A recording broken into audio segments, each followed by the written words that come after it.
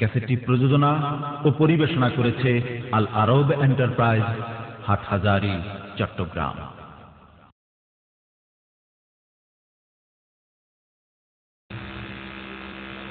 নাহমাদুহু ওয়া নাস্তাঈনুহু ওয়া নাস্তাগফিরুহু ওয়া নাউযু বিল্লাহি মিন শুরুরি আনফুসিনা ওয়া মিন সাইয়্যাতি আ'মালিনা। মান ইয়াহদিহিল্লাহু ফালা মুদিল্লা লাহু ওয়া মান ইউদ্লিলহু ফালা হাদিয়া লাহু। وأشهد أن لا إله إلا الله وأشهد أن محمدا عبده ورسوله.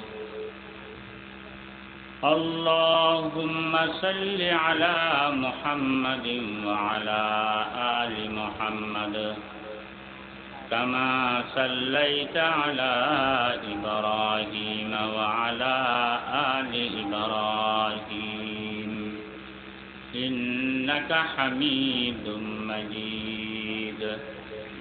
اللهم بارك على محمد وعلى آل محمد كما باركت على إبراهيم وعلى آل إبراهيم إنك حميد مجيد.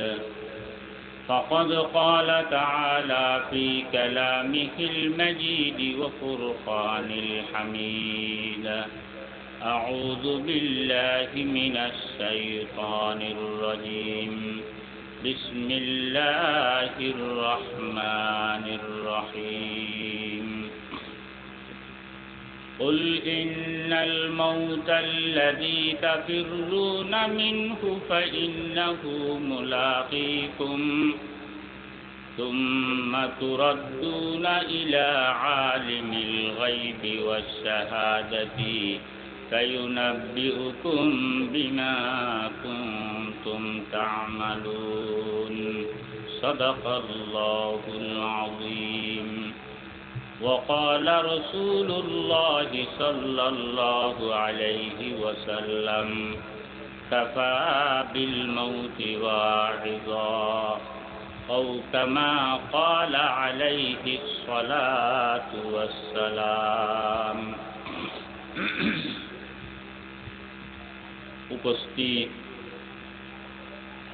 ওয়াজিবুল ইহতারাম উলামায়ে কেরাম, মুরব্বিয়ানে আযম এবং দূর দূরান্ত থেকে আগত ইসলাম প্রিয় ভাইয়েরা এবং আমার প্রাণপ্রিয় ছাত্র ভাইয়েরা, আমি সর্বপ্রথম মহান আল্লাহ রাব্বুল আলামিনের দরবারে শত কোটি শুকরিয়া জ্ঞাপন করছি, যিনি আমার মতো একজন অগণ্যকে এই দামি জায়গা, দামি বৈঠক, দামি মানুষদের সামনে বসে দোয়া নেওয়ার জন্য সুযোগ দান করেছেন। আসলে যে কোনো ভালো কাজে শরীক হতে পারা, এটা আল্লাহ পাক সুবহান তাআলার অসীম দয়া এবং মেহেরবানি যদি না হয় কারো পক্ষে সম্ভব নয়। না হয় আমাদের মতো কত মানুষ চাঁদ দোকানে বসে বসে টিভি দেখতেছে, এমনি অযথা বসে বসে গপগুজব করে সময় নষ্ট করতেছে, বিভিন্ন কাজে লিপ্ত। আল্লাহ পাক সুবহানাহু ওয়া তাআলা আমাদেরকে দুনিয়ার সব কাজ থেকে ভাগ করে এমন এক বৈঠকের মধ্যে আসার জন্য তৌফিক দিয়েছে, যে বৈঠকের মধ্যে আল্লাহ এবং আল্লাহ রসুলের কথাবার্তা চলে। এই দামি বৈঠকে আসার জন্য, বসার জন্য, আল্লাহ এবং আল্লাহ রসুলের কথাবার্তা শোনার জন্য আল্লাহ পাক সুবহানাহু ওয়া তাআলা আমাদেরকে তৌফিক দিয়েছেন। এটা আল্লাহ পাক সুবহানাহু ওয়া তাআলার অসীম দয়া এবং মেহেরবানি ব্যতীত আর কিছু নয়। তাই আমরা সবাই কলমায়ে শুকর আদায় করি, আলহামদুলিল্লাহ।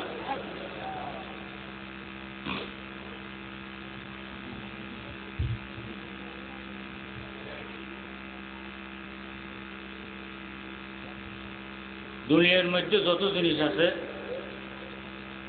সবগুলোর মধ্যে মতভেদ, মত পার্থক্য আছে। যেভাবে দিনের পর রাত, আলোর পর অন্ধকার, শিক্ষিত অশিক্ষিত, কৃষিজীবী চাকরিজীবী, চাই গ্রামে থাকনেওয়ালা হোক, চাই টাউনে থাকনেওয়ালা হোক, চাই দুনিয়ার মধ্যে থাকনেওয়ালা হোক, চাই চন্দ্র গ্রহ মঙ্গল গ্রহের মধ্যে থাকনেওয়ালা হোক, দুনিয়ার মধ্যে এমন কোনো জিনিস নেই যে জিনিসের মধ্যে মতভেদ মত পার্থক্য নেই। এভাবে আমরা দেখতে দেখতে যদি হুজুর পাক সাল্লাল্লাহু আলাইহি ওয়াসাল্লামের দিকে তাকাই, জিনার উসিলায় আমরা আসমান পেলাম, জমিন পেলাম, জিনার উসিলায় আমরা আসমান এবং জমিনের মধ্যে যাহা কিছু আছে সবগুলো পেলাম। ওনার দিকে যদি আমরা তাকাই, দেখা যায় ওনার উপরও মানুষের মতভেদ মত পার্থক্য আছে। কাফেররা হুজুর পাক সাল্লাল্লাহু আলাইহি সাল্লামকে নবী বলে স্বীকার করেন না। মুসলমানরা আমরা নবী রসুল বলে ওনাকে মানি। আবার মুসলমানদের মধ্যে এক জামাত আছে, তারা আখেরি নবী বলে স্বীকার করে না, তারা হলো কাদিয়ানীরা। তাইলে দেখা যায় যেই নবীর উসিলায় আমরা দুনিয়ার মধ্যে আসলাম, যেই নবীর উসিলায় আমরা সব কিছু পেলাম, ওনার উপরেও মানুষের মতভেদ মত পার্থক্য আছে। এরপর যদি আমরা তাকাই স্বয়ং আল্লাহ পাক সুবহানাহু ওয়া তাআলা রব্বুল ইজ্জতের দিকে, যিনি আসমান জমিন সবগুলো সৃষ্টি করেছেন, যিনি আমাদেরকে সৃষ্টি করেছেন, আমাদের খালেক, আমাদের মালেক, দুনিয়ার মধ্যে আসমানের মধ্যে যত কিছু আছে যিনি সৃষ্টি করেছেন, ওনার দিকে যদি আমরা তাকাই, দেখা যায় ওনার উপরেও মানুষের মতভেদ মত পার্থক্য আছে। কমিউনিস্টরা নাউজুবিল্লাহ একজন খোদা যা আছে সেটা স্বীকার করে না। এরা বলে দিনের পর রাত হওয়া, রাতের পর দিন হওয়া, বর্ষার সময় বৃষ্টি হওয়া, শীতের সময় শীত পড়া, গ্রীষ্মের সময় গরম পড়া, এগুলো দুনিয়ার কালচার আর নেচার। নাউজুবিল্লাহ এগুলোকে বানানোওয়ালা কোনো খোদা নেই। তাইলে দেখা যায় আল্লাহ পাক সুবহানাহু ওয়া তাআলা থেকে ধরে দুনিয়ার মধ্যে যত কিছু আছে, যত জিনিস আছে, সবগুলোর মধ্যে মানুষের মতভেদ মত পার্থক্য আছে।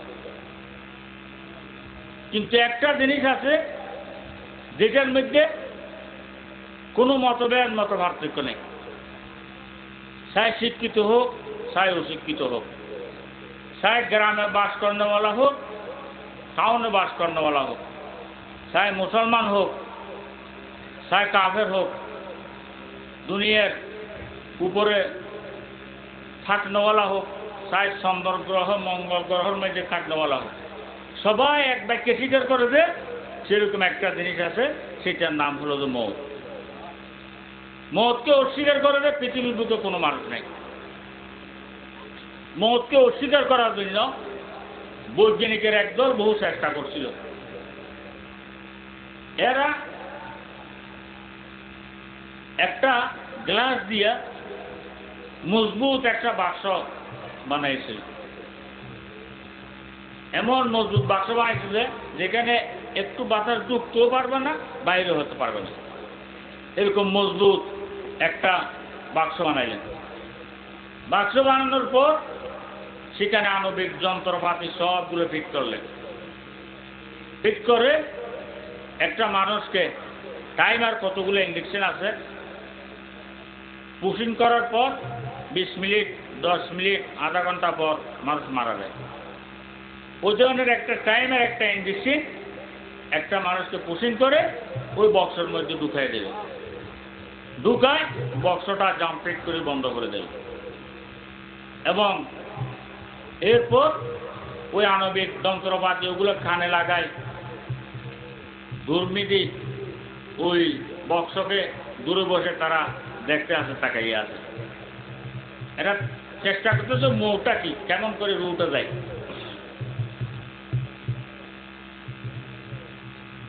দেখা গেল যখন রু যাওয়ার সময় হলো, হঠাৎ করে রুটা চলে গেল। এদের আণবিক যন্ত্রপাতি যতগুলো জিনিসপাতি ফিরছিল এগুলো কিছুই ধরতে পারে নাই, টুস করিয়ে রুটা চলে গেল। রুটা চলে যাওয়ার পর এখন যারা কারা ফেল হয়ে গেল, তো অনিচ্ছায় মতকে তারাও স্বীকার করতে হচ্ছে। সেজন্য পৃথিবীর বুকে মতকে অস্বীকার করবে সেরকম আর কোনো ব্যক্তি নেই। সেটা এমন মত এমন এক নিশ্চিত জিনিস হয়ে গেছে, সারা দুনিয়ার ডাক্তাররা সবাই যদি বলে অমুক মানুষ তোমার মত আসবে না, যার বেলায় বলতেছে উনিও বিশ্বাস করার জন্য রাজি হবেন। কেন? মত এটা নিশ্চিত একটা জিনিস, এটা মতের শরবত সবাই পান করতে হবে। আল্লাহ পাক সুবহানাহু ওয়া তাআলা কোরআনের মধ্যে বলতেছেন, কুল্লু নাফসিন যায়িকাতুল মাউত, প্রত্যেক প্রাণীকে মৌতের শরবত পান করতে হবে, এ থেকে বাঁচার কোনো উপায় নেই। এইরকম একটা নিশ্চিত মৌত থেকে বাঁচার কারো উপায় নেই। হুজুর পাক সাল্লাল্লাহু আলাইহি সাল্লামের সাথ ফরমান বলে, হে আমার উম্মতেরা, তোমাদের উঠা বসা, চলাফেরা, কাজ কারবার, বিয়ে শাদী এগুলো দেখে মনে হচ্ছে যে যেন তোমরা এই নিশ্চিত একটা মৌতের কথা ভুলে গেছো। মৌতের কথা যদি মানুষের কাছে স্মরণ থাকে, সে কোনোদিন আল্লাহর নাফরমানের কাছে একটা ফাড়াও দিতে পারবে না। আমরা মৌত বলতেছি, মৌতের কথা বাস্তবে কি আমাদের কাছে স্মরণ আছে? মৌতের কথা যদি আমাদের স্মরণ থাকতো, আমরা জানাজার মধ্যে যাই, লাশ আমাদের সামনে আছে খাটের মধ্যে, ওই সময়ে আমরা পিছনে দাঁড়াই রাজনীতি করি বা একে অপরের বদনামি করি, গীবত করি। মৌতের কথা স্মরণ থাকলে সেখানে দুনিয়াবি কোনো আলাপ করা কি সম্ভব? এই খাটে যায় আমাদেরকে ডাকি বলতেছে না, এই খাটের মধ্যে একদিন তোমারও শর্ত হবে। সবাই আমাদেরকে ওই সময় সামনে নিয়ে সবাই দাঁড়াবে, খাটে যায় আমাদেরকে ডাকি বলতেছে না। সেই জন্য মৌত না আমরা বলি, বাস্তব মৌত কি আমরা বুঝিনি। কি জন্য? মিষ্টি যে পান করে নাই, যে খাই নাই, সেই মিষ্টির মজা কেন বুঝবে? এখন মৌত তো কি জিনিস, আমরা মৌতের পাশেও যাই নাই। সেজন্য মৌত কোন ধরনের জিনিস, কি কষ্টর জিনিস, কি বেদনাদায়ক জিনিস আমাদের বুঝে আসে নাই। তাই চলে আমরা ওদের কাছে কমাস কম গিয়ে জিজ্ঞেস করি যারা মৌতের শরবত পান করে। হযরত ঈসা আলাইহিস সালাম একদিন এক পাহাড়ি রুট দিয়ে যাচ্ছিলেন। যাওয়ার সময় কতদূর যাওয়ার পর দেখে একটা মাথার খোল পুরানা, মাটি খায়, কিছু নাই, রোডের পাশে পড়া আছে। ওই মাথার খোলটা যখন ঈসা আলাইহিস সালামের নজরে পড়লো, ঈসা আলাইহিস সালাম এখানে দাঁড়াইলেন।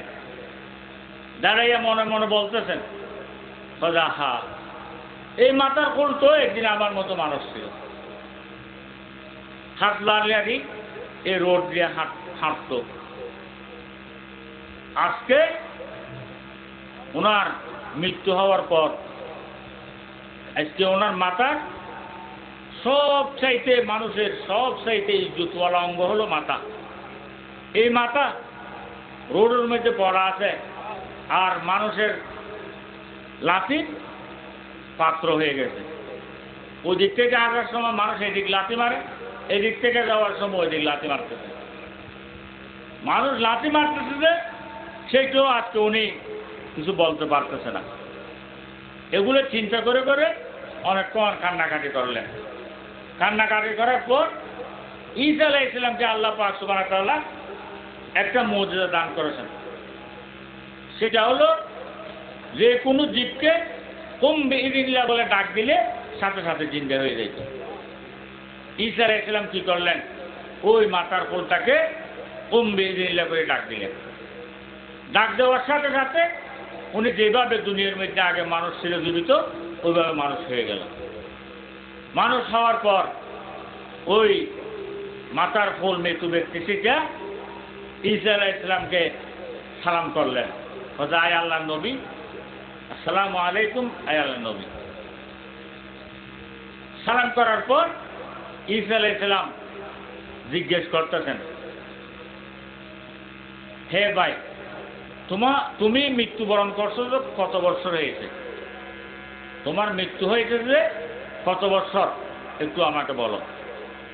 তো ওই মৃত্যু ব্যক্তি বলতেছেন, বলে, হুজুর, আমার মৃত্যু হয়েছে যে আজকে 50 বছর গুজরে গেছে। বলছে, এখনো কি তোমার মৃত্যুর স্বাদ তোমার স্মরণ আছে?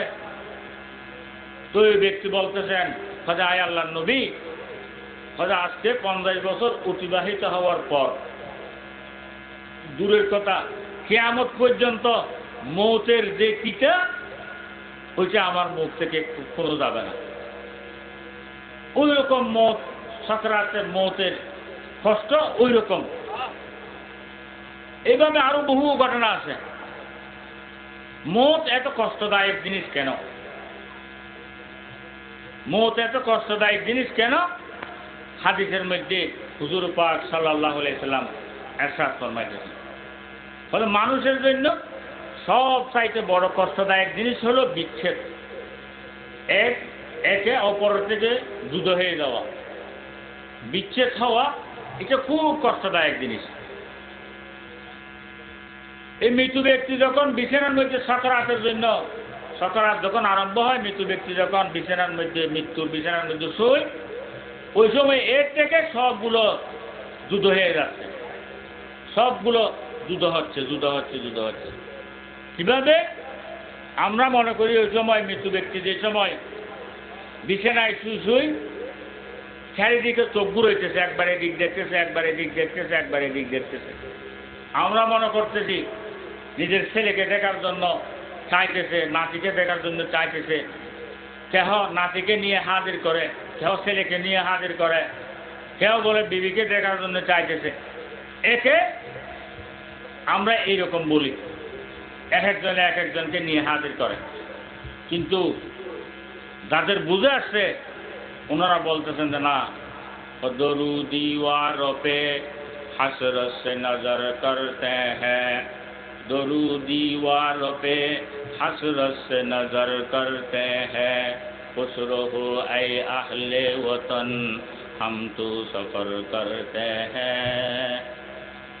ওই মৃত্যু ব্যক্তি ওই সময় প্রত্যেক জিনিসের দিকে তাকায় তাকায় আফসোস করতে থাকে। একবার ছেলে মেয়ের দিকে তাকায়, ছেলে মেয়ের দিকে তাকানোর পর মনে মনে আফসোস করতে থাকে, হে আমার বিবি বাচ্চারা, তোমাদেরকে ইজ্জতের সম্মানে চলানোর জন্য আমি চুরি করেছিলাম, ডাকাতি করেছিলাম, খাইরেত করেছিলাম, না হক মানুষকে ফোন করেছিলাম, সুদ খেয়েছিলাম, ঘুষ খেয়েছিলাম, এত কিছু করেছিলাম শুধু তোমাদের ইজ্জত সম্মানের জন্য। আজকে তোমাদের ইজ্জত সম্মান বাঁচাইতে বাঁচাইতে আমার ৬০-৭০ বছর হায়াত, যেটা দামি হায়াত ছিল, ওই ৬০-৭০ বছর হায়াত আমি শেষ করে ফেলেছি। এখন দেখতেছি আমি যেই সফরে রওনা হচ্ছি, না মালুম সফর, কঠিন সফর, এমন সফরে রওনা হতে হবে, উদর है चलनी आदम की मंजिल के जिसका कटका कदम कदम है, उधर है चलनी आदम की मंजिल के जिसका कटका कदम कदम है, नसी में जागो कुमर को बांधो उठाओ बिस्तर है रात कम है। तो এমন কঠিন মন্দির, এমন কঠিন রাস্তা পার দিতে হবে। এখন যে রাস্তায় আমি রওনা হচ্ছি, যে সফরে রওনা হচ্ছি, এখন আমি দেখতেছি যে তুমি বিবি বাচ্চা আমার কোনো কাজে আসতেছে না। সেই সময় আফসোস আর আফসোস করতে থাকে। এইভাবে একবার জাগা জমিনের দিকে খেয়াল করে, জাগা জমিনের দিকে খেয়াল করে বলে, হে জাগা জমি, তোমাদেরকে আমি ক্রয় করার জন্য কত মেহনত করেছিলাম, বৃষ্টির মধ্যে ভিজেছিলাম, গ্রীষ্মের রোদের মধ্যে আমি ভিজেছিলাম, কত কষ্ট করেছিলাম। এই এত কষ্ট করে তোমাদেরকে আমি ক্রয় করেছিলাম, মনে করেছিলাম আমার জায়গা আমার জমি। এখন দেখতেছি আমি যেই সফরে চলে যাচ্ছি ওই সফরের মধ্যে তোমরা কোনো কাজে আসতেছ না, তোমরা তোমাদের জায়গায় থেকে যাচ্ছ, তোমাদেরকে ফেলে আমাকে চলে যেতে হচ্ছে। এবার বলে বলে আফসোস করতে থাকে। এভাবে একবার ঘরের দিকে তাকায়, ঘরের দিকে তাকায় আফসোস করতে থাকে। হে 5 তালা দালান, হে 3 তালা দালান, হে 2 তালা দালান, তোমাকে আমি বাঁধার জন্য, তোমাকে আমি বাঁধার জন্য কত কষ্ট করেছিলাম, 10-20 বছর পর্যন্ত বিদেশে কাটাইছিলাম। এত রৌদ্রের মধ্যে এত কষ্ট করে টাকা কামাই করে তোমাকে আমি বেঁধেছিলাম, মনে করেছিলাম এই ঘরের মধ্যে আমি আরামে থাকব। এখন দেখতেছি ঘরের জায়গার মধ্যে থেকে যাচ্ছে, ঘরকে রেখে আমাকে চলে যেতে হচ্ছে। এইভাবে এক একটা প্রত্যেক জিনিস ওনার থেকে বিদায় নিচ্ছে। ওই সময় হাত পা থেকে বিদায় নেয়, এক অঙ্গ আরেক অঙ্গ থেকে বিদায় নিচ্ছে। পা হাতকে সালাম করে, হে হাত, তোমার উপর শান্তি বর্ষিত হোক, তোমার থেকে আমি জুদা হয়ে যাচ্ছি, কিয়ামত পর্যন্ত আর তোমার সাথে হব না। এভাবে এক অঙ্গ আরেক অঙ্গ থেকে জুদা হতে থাকে। এভাবে একটা প্রত্যেক জিনিস ওই মৃত ব্যক্তি থেকে যুদ্ধ হতে থাকে। সব ব্যথা যখন একত্রিত হয়ে যায়, এখন খুশি আর সামনে কিছু নেই, সব ব্যথা, সব যুদ্ধ হচ্ছে, ব্যথার পাহাড়, মুসিবতের পাহাড় মাথার উপর। ওই সময় হাদিসের মধ্যে আছে, আপনার বিগত হায়াতের মধ্যে আপনি কি কি কাজ করেছিলেন সবগুলো আপনার চোখের সামনে টেলিভিশনের মতো চলতে থাকে। তুমি কোন জায়গায় চুরি করেছিলা, তুমি সচক্ষে দেখতেছ। কোন জায়গায় ডাকাতি করেছিলা, সবগুলো সচক্ষে দেখতেছ। কোন জায়গার মধ্যে তুমি হক গজব করেছিলা, সবগুলো তোমার চোখের সামনে। তুমি কোন জায়গায় না হক কাউকে ফোন করেছিলা, সবগুলো তোমার চোখের সামনে ঘুরতেছে। ওই অবস্থার মধ্যে এখন যে সফরের মধ্যে রওনা হচ্ছে, ওই সফরের মধ্যে কাজে আসবে যে সেই রকম কোনো সামান ওই সময় চোখের সামনে দেখতেছে না। সবগুলো দেখতেছে যে আল্লাহর নারাজির কাজ করে, আল্লাহর নাফরমানির কাজ করে। 60-70 বছর দামি হায়াত যেটা ছিল সেটা সব শেষ করে দিছে। এখন যে সফরে পাড়ি দিচ্ছেন ওই সফরের সামান কোনো কিছু সাথে নাই। ওই সময় আফসোস করতে থাকে, মুখে কিছু বলার শক্তি থাকে না। ওই সময় চোখকে একবার এদিকে ঘুরাই, একবার এদিকে ঘুরাই, বেচারা মুখে আর কিছু বলতে পারে না। 2 চোখ দিয়ে পানিগুলো বের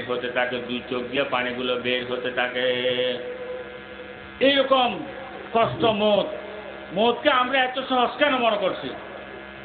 সেই রকম মৌতের কথা যার কাছে স্মরণ থাকবে সে কোনোদিন আল্লাহর নারাজির কাজের মধ্যে একটা ভাড়া দিতে পারবে?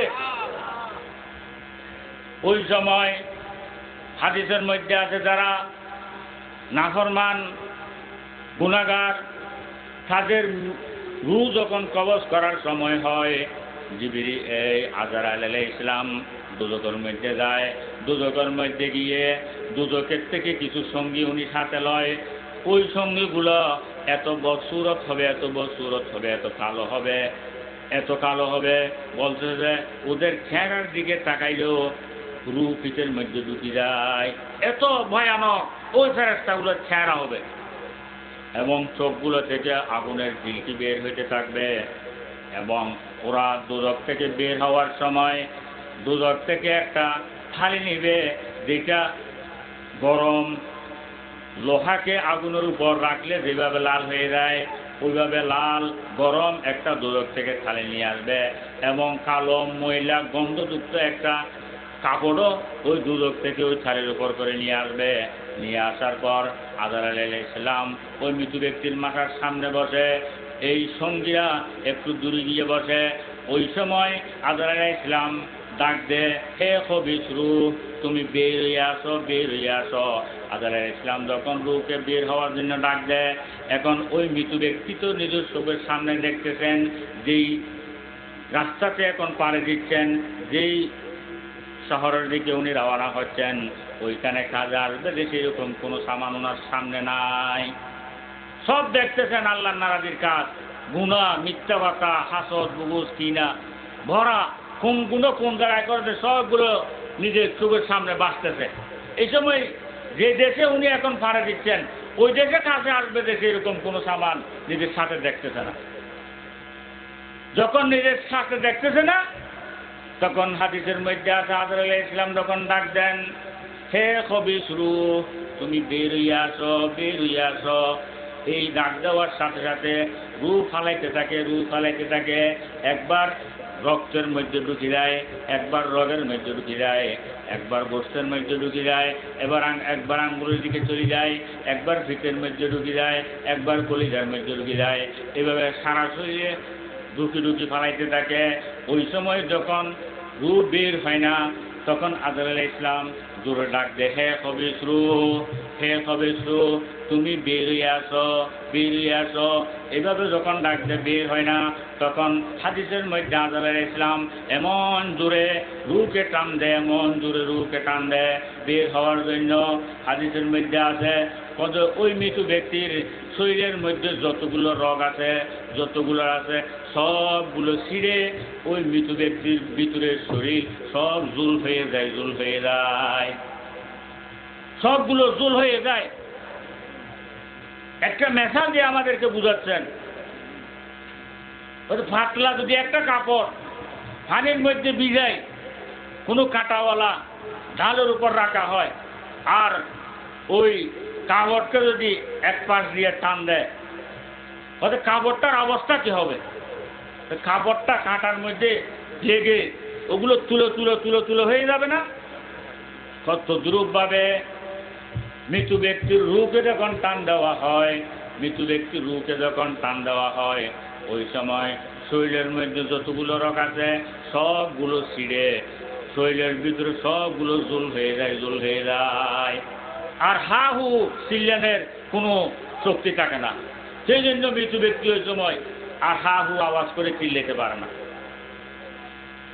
এইভাবে যখন রূহটা আজরাইল আলাইহিস সালাম হাতের মধ্যে নেয়, সাথে সাথে আযাবের ফেরেশতা যারা দূর থেকে এসেছেন, ওনারা আজরাইল আলাইহিস সালামের হাত থেকে ওই রূহটা নিয়ে নেয়, নিয়ে ওই গরম যে থালি দুদক থেকে আনছিলেন ওই থালির উপর রাখা হয়, এবং ওই কালো ময়লা গন্ধযুক্ত যে কাপড় দুদক থেকে আনছিলেন ওই কাপড়টি বেড়ায় ওই গরম থালির উপর ওই রূহকে রাখা হয়। রূহকে রাখার সাথে সাথে হাদিসের মধ্যে আছে, এই গুনাহগারের রূহ যখন কবজ করা হয়, ওই রূহ থেকে এত গন্ধ বের হয়, এত গন্ধ বের হয়, এর গন্ধে সারা দুনিয়াকে গন্ধ বানিয়ে ফেলে। আমাদের নাক নাই বিদায় আমরা বুঝতে পারি না। ওই সময় ফেরেশতারা আছেন, প্রথম কিরামুন কাতিবিন ফেরেশতারা আছেন, ফেরেশতারা এসে বদদুয়া দিতে থাকে, বদদুয়া দিতে থাকে।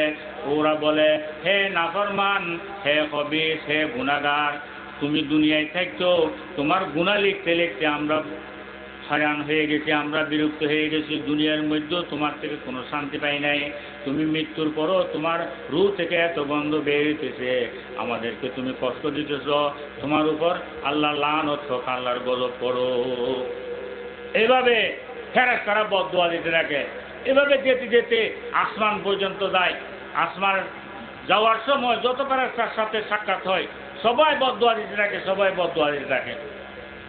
আসমানের নিচে যখন যায়, আসমানের উপরে উঠার জন্য ফেরেশতাদেরকে যখন বলা হয়, এই গুনাহগারের রূহকে উঠানোর জন্য আসমানের দরজা খোলা হয় না, ওইখান থেকে ফেরেশতারা ভরসা করে ওই রূহকে জমিনের উপর মারা হয়। জমিনের উপর এমন জোরে মারে, মারার পর আল্লাহ পাক সুবহানাহু ওয়া তাআলা হুকুম দেয়, হে আমার ফেরেশতারা, এ কবিজকে, এই নাফরমানকে সাফিলিনের মধ্যে জায়গা করে দাও এবং দুদক থেকে বিছানা হাসি বিছিয়ে দাও এবং দুদকের সাথে একটা দরজা করিয়ে দাও, যেন কিয়ামত পর্যন্ত সে কবরের মধ্যে দুদকের আযাবগুলো সে বুক করতে থাকে। কেমন কঠিন এই মওত! এইরকম কঠিন মওতের কথা যার কাছে স্মরণ থাকবে সে কোনোদিন আল্লাহর নাফরমানি করতে পারবে? এই মওতের কথা যার কাছে স্মরণ থাকবে সে কোনোদিন সারা রাত ঘুমাইতে পারে না। রাত্রের 3 ভাগের 2 ভাগ চলে যাওয়ার পর ওরা উঠে তাহাজ্জুদের নামাজ পড়ে বসে বসে আল্লাহর দরবারের মধ্যে জিকির করে, আল্লাহু আল্লাহ, আল্লাহু আল্লাহ, আল্লাহু আল্লাহ, আল্লাহু আল্লাহ। এরা কোনোদিন সারা রাত ঘুমাইতে পারবে না।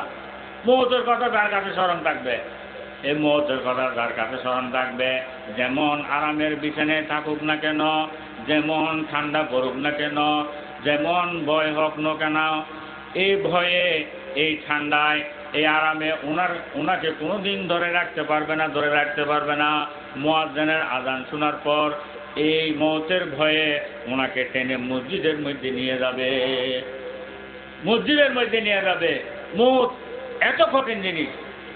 এই মওতের কথা যার কাছে স্মরণ থাকবে সে কেমনে আল্লাহর নারাজির কাজের মধ্যে একটা হারা দিবে। একটা ঘটনা স্মরণ আসছে, ইরাকের মধ্যে বলে একজন বড় বুজুর্গ ছিল।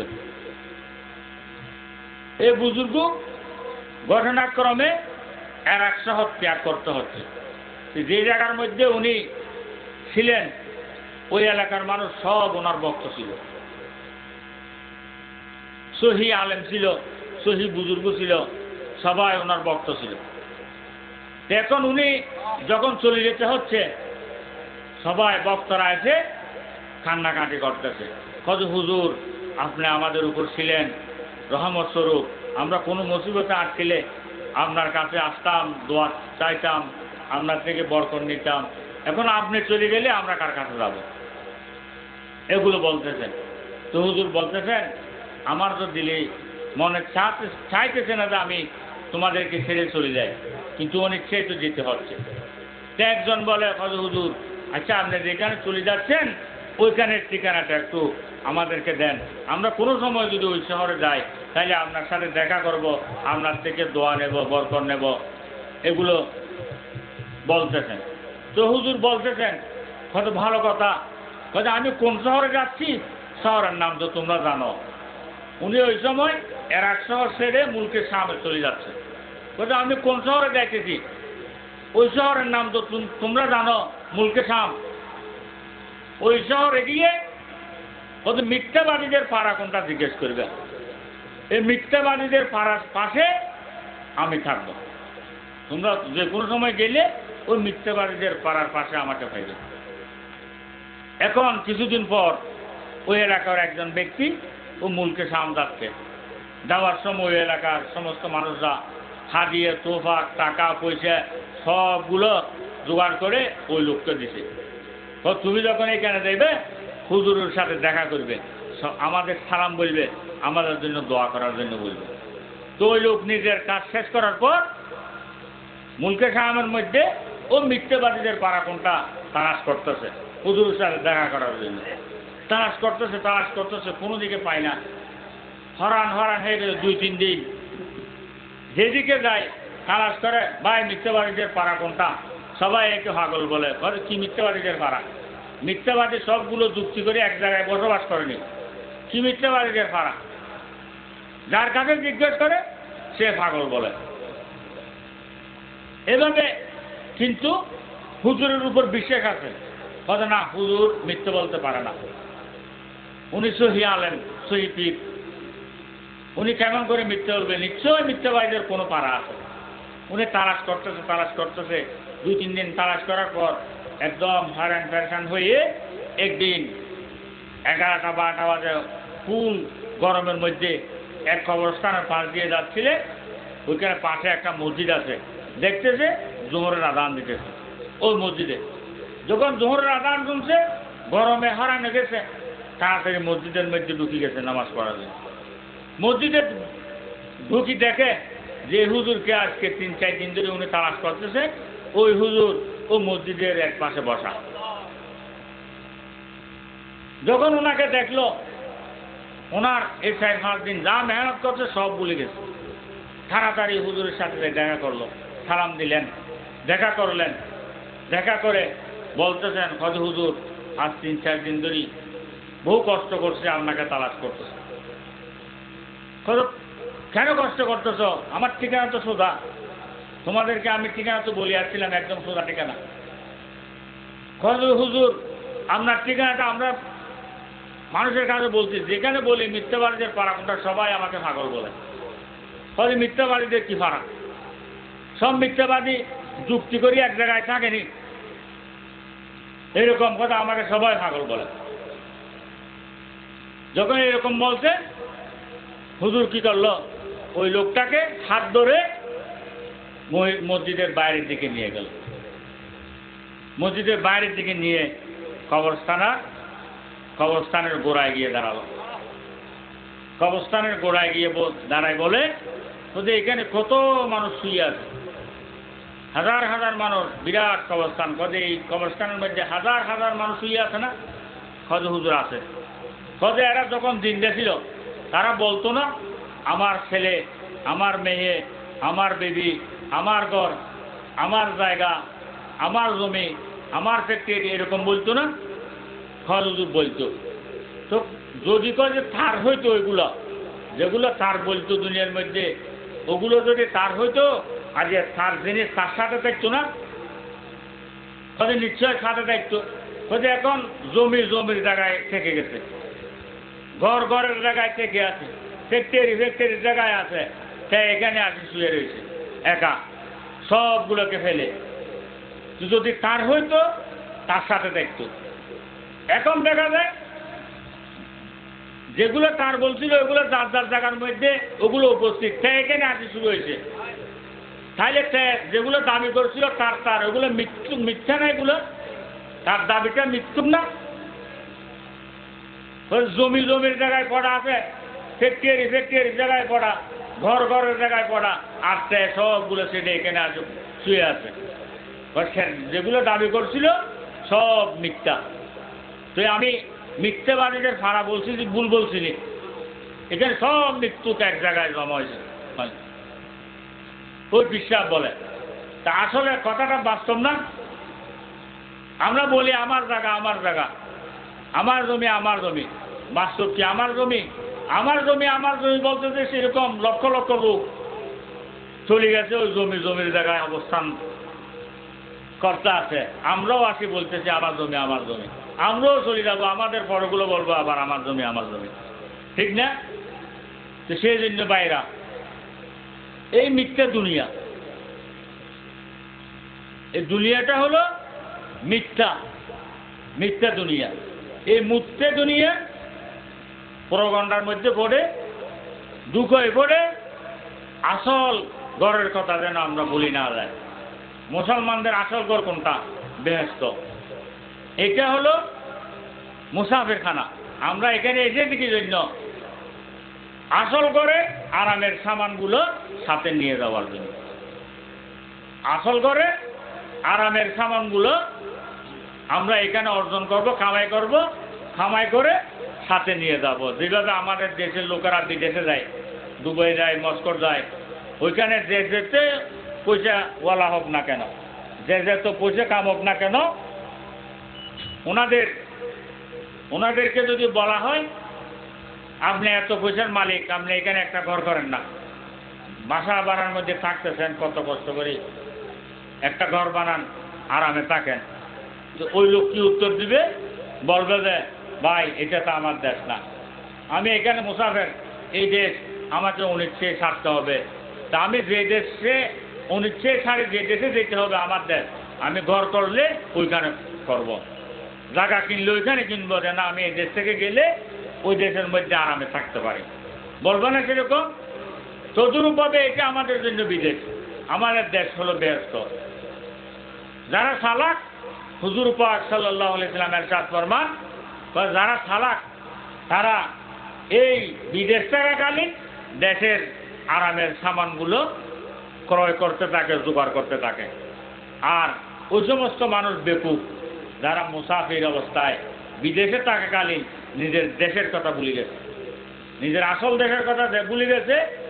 বিদেশের চাঞ্চল্য দেখে বিদেশের দুঃখে পড়ে 10-20 বছর দামি সই পড়ে আছে, নিজের দেশের মা বাপের আত্মীয় স্বজনের কথা কোনো খবর নাই। 10-20 বছর পরে যখন সেকে দড়ি ফেলে বাড়ির মধ্যে ফাটাইকে, খালি আবদুল্লাহ 10-20 বছর পরে দেশে আসতেছে, কিছু নাই। তো মানুষ সবাই ওনাকে ঝাঁড়া জোতার বাড়ি মারে, সবাই মন্দ বলে, খারাপ বলে। তদ্রূপভাবে এটাও আমাদের জন্য বিদেশ। এই দেশ আমাকে অনিচ্ছে ছাড়তে হবে। তো সালাক মানুষ যারা, ওনারা হলেন এই দেশের থাকাকালীন ওই বিদেশের আরামের সামানগুলো জোগাড় করে সাথে নিয়ে যায়। যারা সাথে নিতে পারছে তারাই সালাক। তো সেই জন্য ভাইরা, এই দেশে আমরা কেউ থাকতে পারবো না, সবাইকে এই দুনিয়া ছাড়তে হবে। যে দুনিয়ায় আমাদেরকে যেতে হবে ওই দুনিয়ার আরামের সামানগুলো যেন আমরা সাথে নেওয়ার চেষ্টা করি। আল্লাহ পাক সুবহানাহু ওয়া তাআলা আমাদেরকে মত ভালো হয়তো ছোট বড় যতগুলো কাজ আছে সবগুলো করার জন্য তৌফিক দান করুক। মত খারাপ হয়তো ছোট বড় যত কাজ আছে সবগুলো থেকে আমাদেরকে হেফাজত করুক। ওয়া আখির দাওয়ানা আলহামদুলিল্লাহি রাব্বিল আলামিন।